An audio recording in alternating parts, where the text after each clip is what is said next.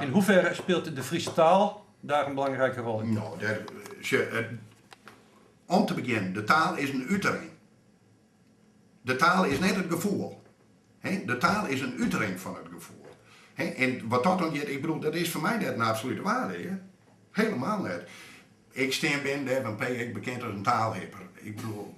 Leg dat eens uit. Nou, wat gebeurt er? Ik bedoel, er had een tijd geweest dat ik op het werk was, dat elke keer die telefoon, ik er 4 verschillende talen konden wezen. Dus ik pikte op en dan praat ik weer Frans, dan praat ik weer Duits, dan praat ik weer Engels, dan praat ik weer Hollands, dan praat ik weer Fries. Dus dat kon alles stromen wezen. Ik ben, en daarbij, ik ga functioneren als verkeerper. Ja, dan moet je wel aanpassen. Als verkeerper praat je de taal van je klant. Ja. Dus die neiging zit er ook wel een beetje in. Dus ik ben net, en dat is ik wel duidelijk in de ik wel eens in de gemeente hier, want dan had ik soms het idee dat ze me net helemaal begrijpen.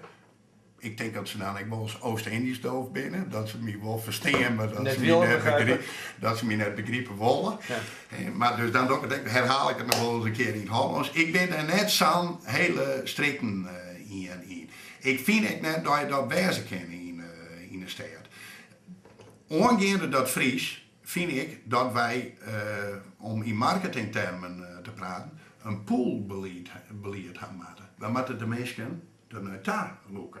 Net een pushbeleid van die vinger omheen. De steek dat maar in het Fries en dat maar in het Fries en die maar Fries praten. Nee, we moeten de mensen enthousiasmeren voor die taal. En hoe zouden we dat moeten doen? Nou, we hebben bijvoorbeeld nou sneuren hebben we Lied Internationaal. Ja. In de harmonie. Ja. Nou, dat is dan een songfestival van Liedse taal. Ja. We hebben het gewone Liedfestival. Ja. Dan broek je die taal op een andere manier. Waar je een partij dichters in laat, Arjen Hut, neem ze al je maar op. Dat ben dus daarmee kun je mensen naar de taal loeken.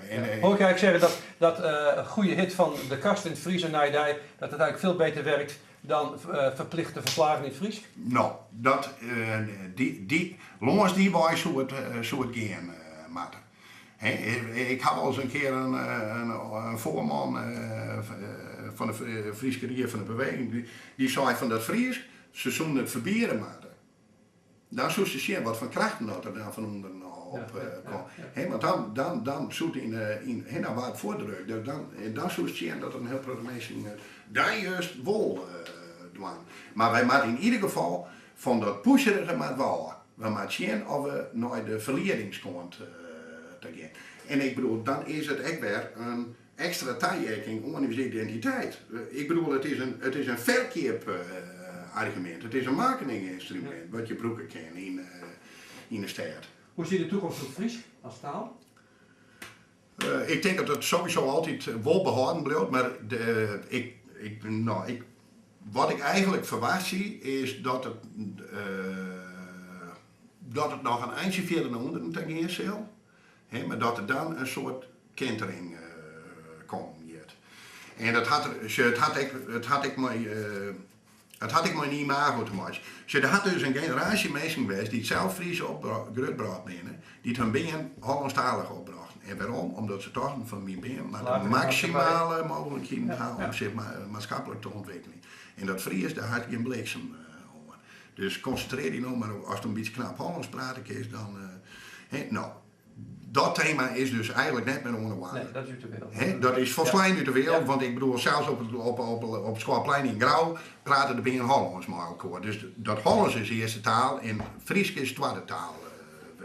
En dan krijgt het op dat andere punt. Dus die binnen die spreken hun wel uit, maar die kunnen hunzelf beter profileren, beter deel zetten.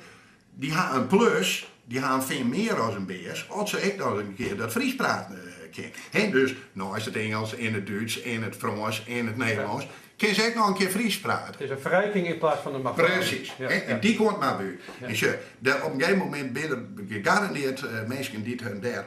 Nou, kies nou een andere ontwikkeling, de globalisering.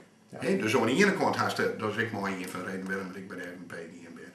Dus dan haast aan de ene kant haast dus die globalisering. Weet ik zelf ook van harte allemaal door, wat ik kijk fantastisch. De wereld wordt steeds kleiner. Ja. Maar tegelijkertijd, die mensen die reizen van in, want die twee wereld heen, dan op tegelijkertijd wordt dat ankerpunt dus verrekte belangrijk. Dus waar kom je waaien? Wat ben je zelf en wat is je eigen identiteit? En wat gebeurt er bij de door, in je door, via erop? Ja.